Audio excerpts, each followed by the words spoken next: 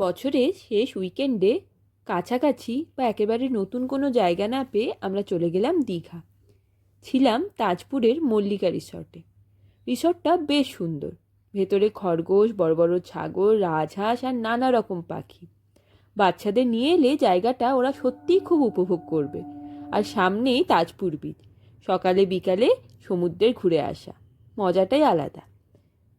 Lunch সেরে আমরা বেরিয়ে পড়লাম তালসারি। যাওয়ার পথে সমুদ্রের জলে সূর্যের ঝিকিমিকি দেখতে ভীষণ সুন্দর লাগছিল। তালসারিতে পৌঁছেছি ঠিক সূর্যাস্তের সময়।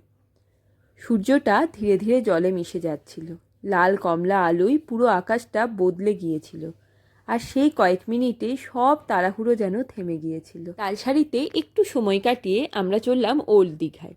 ক্রিসমাস লাইটিংয়ে রাস্তাগুলো বেশ ভালো লাগছিল, যদিও ভিড় ছিল খুব বেশি। ওল্ড দীঘায় চারিদিকে পুরো ক্রিসমাস ভাইব। আলো, দোকান, মানুষের ভিড়, একেবারে মেলার মতো অনুভূতি।